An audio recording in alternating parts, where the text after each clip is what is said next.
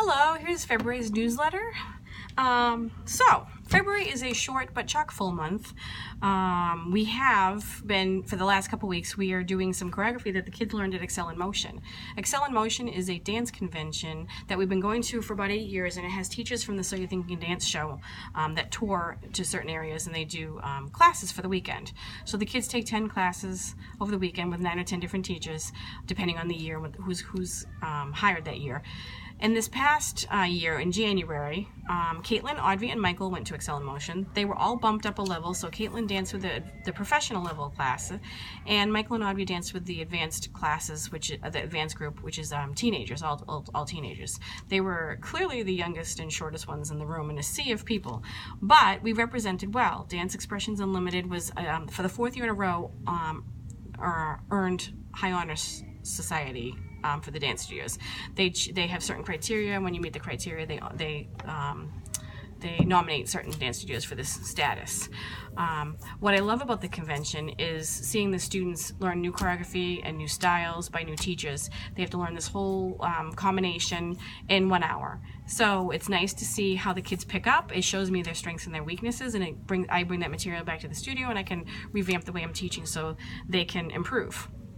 I've always noticed that our students learn fast. They learn faster than most people. I've also always noticed that they stay true to what the choreographer wanted. They don't change the choreography to just show off their tricks and favorite skills that they like to do, which is what most people do at these conventions. So it's pretty cool to see them staying true to what was intended in the choreography. This year, Audrey was pulled out in 3 classes by 3 different faculty members, awarded for her achievements in class, and Michael was pulled out in all 10 classes. So he earned a full scholarship. I love seeing the kids learn in this environment. Well, it's fast-paced, it's hectic, it's crowded. It is a neat opportunity for them to think on the fly and to bring the material back. And what they do is they share it with the students at Dance Expressions Unlimited. So for the past couple weeks, Michael, Audrey, and Caitlin have been teaching choreography from these conventions.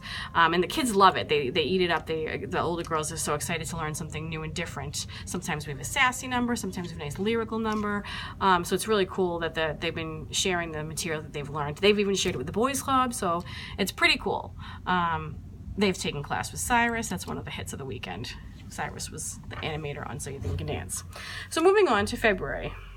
This choreography from Excel in Motion will take us right up to one of our favorite weeks of the year, and this is Beach Week. But this year we're not doing Beach Week. I have for years now done a Spirit Week right before February vacation to segue into choreography time, because we kids work hard they work so hard all year long, and I like to try to introduce new movement material, new curriculum ideas, new techniques. And years ago, I decided that a Beach Week or a Spirit Week would be a good time to do that.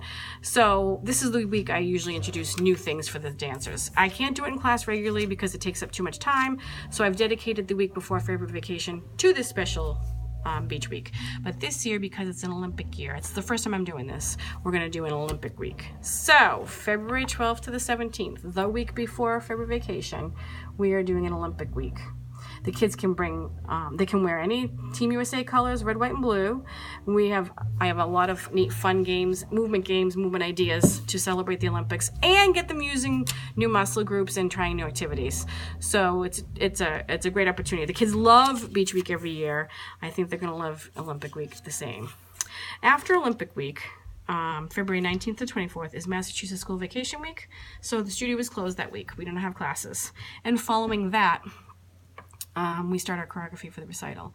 So March is a busy let's learn some dances kind of month. I do expect the older girls to remember their choreography on their own, and the little kids, with all the constant review we have, they will remember their dances, no worries. I do encourage everybody to practice at home if they can. Running it through your head mentally is a good help to remember the choreography.